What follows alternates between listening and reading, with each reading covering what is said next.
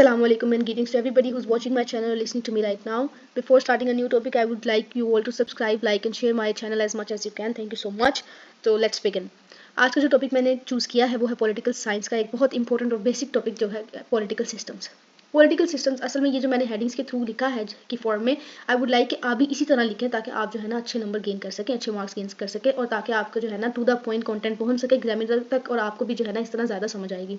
Me being a topper my self, ये जो है ना सारी की सारी टेक्निक्स मैं आपको आपके सामने रख रही हूँ ताकि आप भी अच्छे मार्क्स स्कोर कर सकें।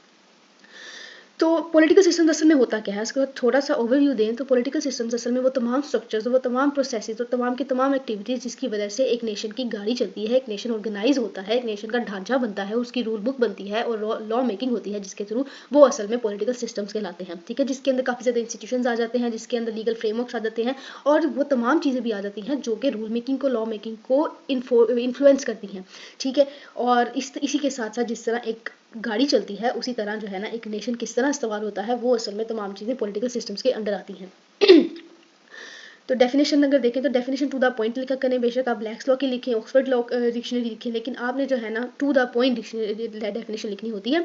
ठीक है, तो ब्लैक्स लॉ की डिक्शनरी में पॉलिटिकल सिस्टम को इस तरह डिफाइन किया गया है, वही ऊपर वाली बात कि वो तमाम सिस्टम जो कि एक गवर्नमेंट बनाने के अंदर इस्तेमाल होते हैं, जिसके अंदर पॉलिटिकल ऑर्गेनाइजेशंस, इंस्टीट्यूशंस और तमाम के तमाम लॉज आ जाते हैं जो कि पूरी पब्लिक पॉलिसी बनाते हैं जिसकी वजह से गवर्नेंस इन्फोर्स होती है, उनको असल में हम कहते हैं पॉलिटिकल सिस्टम्स। तो अगर इसकी हम टाइप्स देखें तो मैंने यहाँ पे हैव एनुमरेटेड 10 टाइप्स और आई कैन ऑल्सो एनुमरेट 2 और 3 मोर, लेकिन ये आपके ऊपर डिपेंडेंट है कि आपके पास कितना टाइम है पेपर में, आप कितना लिख सकते हैं और जितना ज़्यादा लिखे उतना ज़्यादा बेहतर है। ठीक है, टू द पॉइंट बात कीजिए ताकि एग्जामिनर को समझ आए, आपको भी समझ आए। ठीक है, तो आगे चलते हैं।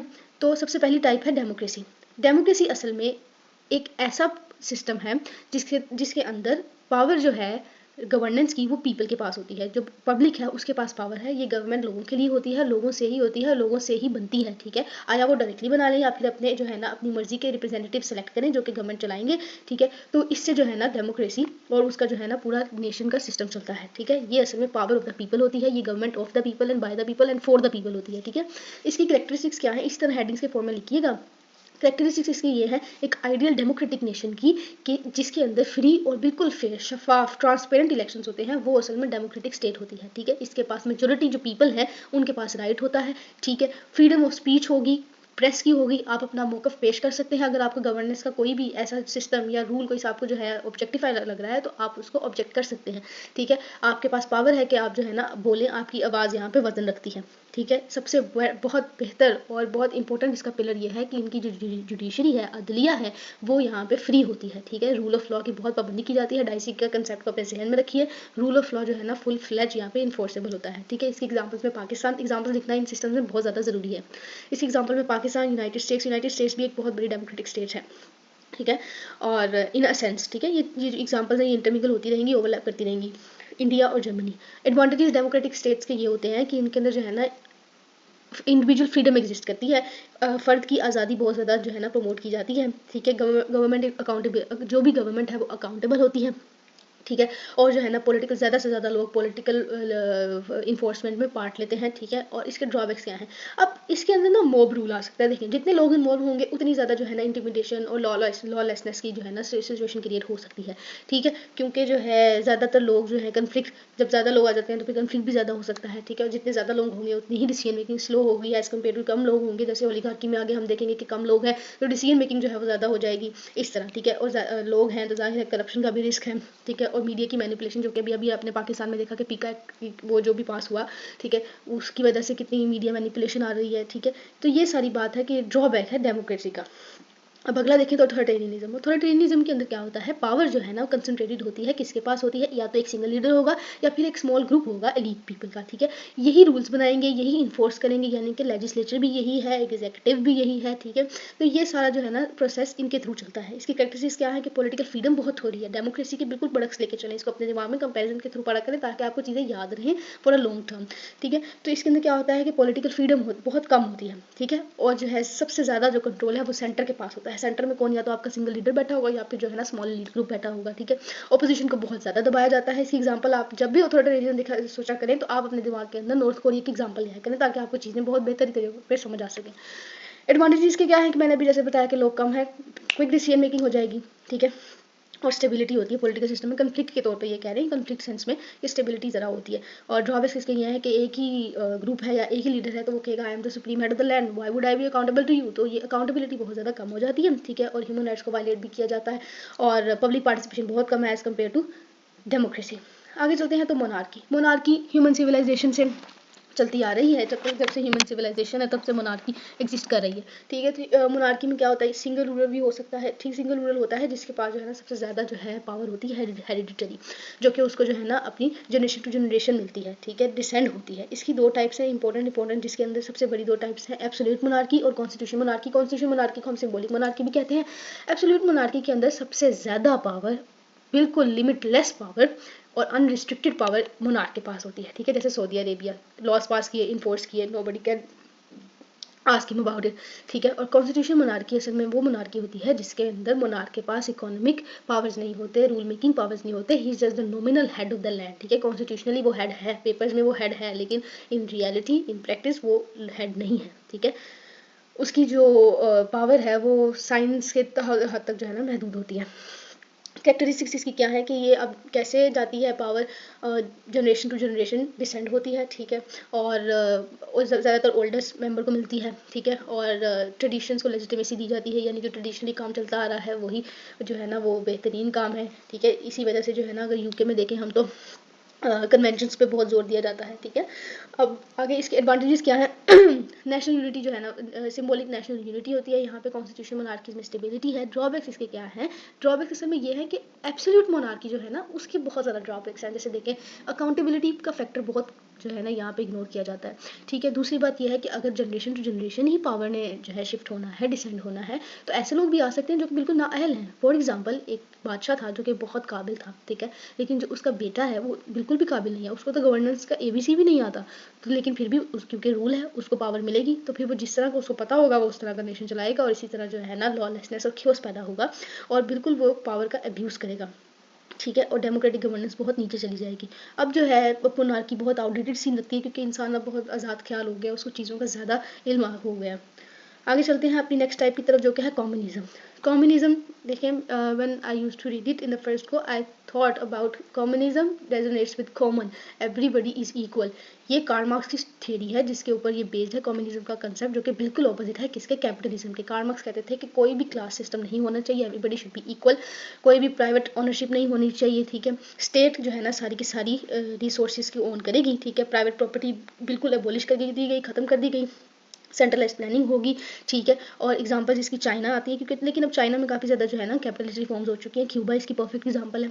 एडवांटेजेस में आए तो देखिए हर एक को जो है ना इक्वल रिसोर्सेज मिलते हैं, इक्वल, ठीक है, इक्वालिटी कम्युनिज्म, और वेलफेयर के ऊपर बहुत फोकस किया जाता है। ड्रॉबैक इसका ये है, अच्छा इसका जो ड्रॉबैक है ना वो इकोनॉमिक इनएफिशिएंसी सबसे बड़ा ड्रॉबैक है इसका। और इस तरह भी एक देखिए कि फॉर एग्जांपल एक फैक्ट्री में दो लोग काम करते हैं, ठीक है। एक बंदा जो है वो बहुत दिल लगा के हार्ड वर्क करता है, बहुत मेहनत करता है, ठीक है, और उसको वेज मिलती है।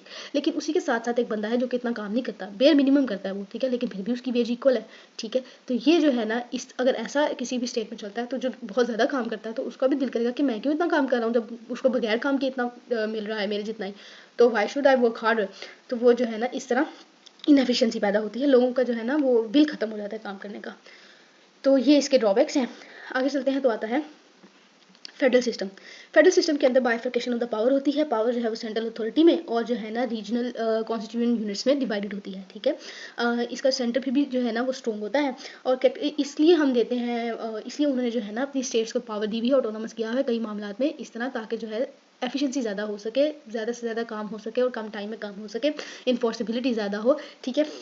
इसको आप ऐसे ही इसको ना अपने दिमाग में समझिए कि जैसे एक कोच है फुटबॉल टीम का, ठीक है, और वो पूरे जो है ना फॉर एग्जांपल वो एक नेशनल लेवल पे कोच है वो, ठीक है, जितनी भी टीम्स हैं वो उसके अंडर है, लेकिन हर टीम का जो कोच, हर सिंगल टीम का जो कोच है वो असिस्टेंट कोच है, ठीक है। फर्स्ट इज कोच, फिर असिस्टेंट कोचेज हैं और उनके नीचे अपनी अपनी टीम्स हैं, ठीक है। असिस्टेंट कोच अपनी टीम के लिए तो हेड है, ठीक है, लेकिन फिर भी वो जो मेन कोच है उसके तो अंडर ही है ना, उसको तो अकाउंटेबल है। इसी तरह सेंट्रल गवर्नमेंट यहाँ पे मेन हेड है और असिस्टेंट कोचेज यहाँ पे डिफरेंट स्टेट्स हैं, ठीक है।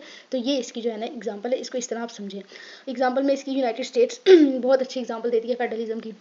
ऑस्ट्रेलिया, इसके एडवांटेजेस ये हैं कि इसके अंदर जो है ना रीजनल ऑटोनॉमी पाई जाती है, यानी कि रीजन जो है वो ऑटोनोमस होते हैं, खुद मुख्तार होते हैं। और इसके अंदर जो है ना सिर्फ इसलिए इन्होंने किया कि एफिशिएंसी ज़्यादा हो सके, और दूसरा ये कि ना पावर जो है वो सेंट्रलाइज ना हो, पावर कंसनट्रेट ना हो। जहाँ जहाँ पावर कंसनट्रेट होती है, बेशक देखिए जैसे भी हमने मोनार्की में देखा, ऑथोरिटेरियनिज्म में देखा कि जहाँ जहाँ पावर कंसनट्रेट हो रही है ना, जमा हो रही है एक ही बंदे के पास या फिर स्मॉल ग्रुप ऑफ पीपल के पास, तो वो बहुत ज़्यादा जो है ना अपने आप को समझने लग जाते हैं, सुप्रीम हेड समझ लग जाते हैं। वो कहते हैं हमारे से ज़्यादा सुपीरियर ही कोई नहीं है। जहाँ जहाँ पावर कंसनट्रेट होती है वहाँ वहाँ जो है ना इंसान करप्ट होता है, ठीक है। जहाँ जहाँ पावर ज़्यादा होगी वहाँ वहाँ करप्शन भी ज़्यादा होगी, वहाँ वहाँ जो है ना अब्यूज़ ऑफ पावर भी ज़्यादा होगा, ठीक है।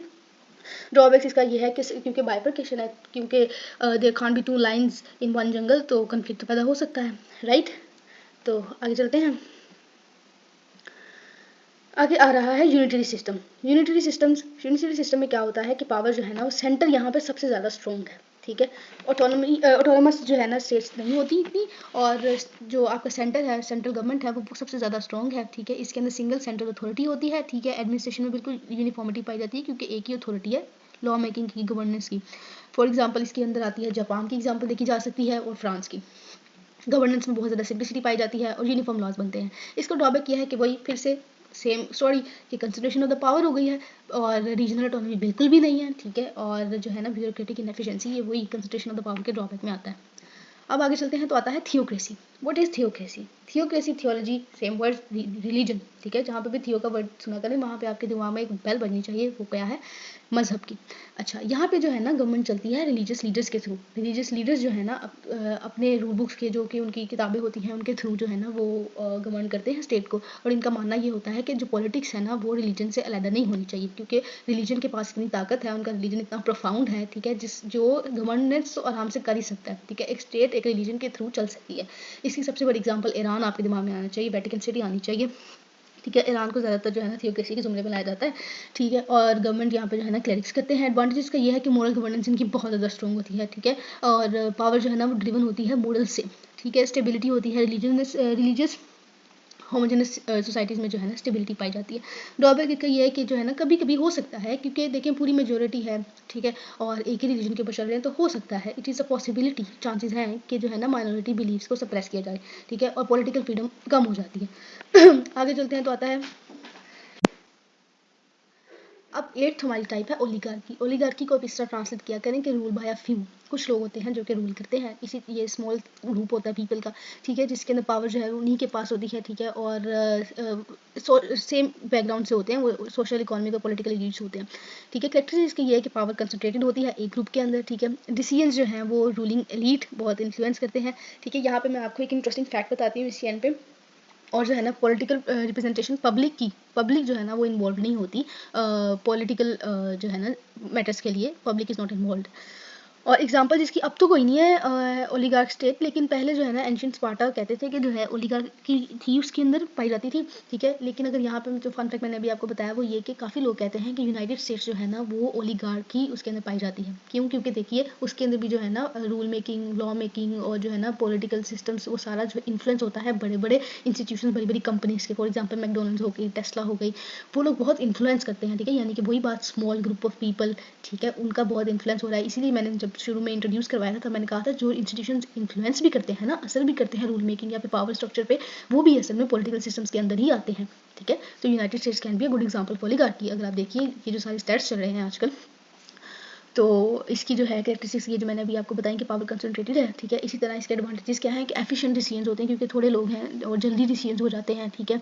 और जो यहाँ पे एलीट्स बैठे हुए हैं वो एक्सपीरियंस हैं, ठीक है, जिसकी वजह से जो है ना रूल मेकिंग और जो है डिसीजन मेकिंग वो स्मूथली चलती है, ठीक है। और स्टेबिलिटी होती है। ड्रॉबैक्स का ये है कि ना पब्लिक अकाउंटेबिलिटी नहीं होती, ठीक है, जो माइट इज़ राइट कह सकते हैं इन अ सेंस, क्योंकि जो है लॉ मेकिंग थोड़े लोग ही करेंगे, ठीक है। और वही अपने आपस में ही अकाउंटेबल है अगर, तो कि पब्लिक के लिए कौन अकाउंटेबल, पब्लिक को कौन जवाबदेह होगा। तो ये बातें जो है ना सारी ड्रॉबैक्स के अंदर आती हैं, ठीक है। और इनइक्वालिटी का बहुत ज़्यादा रिस्क है, करप्शन का बहुत ज़्यादा रिस्क है।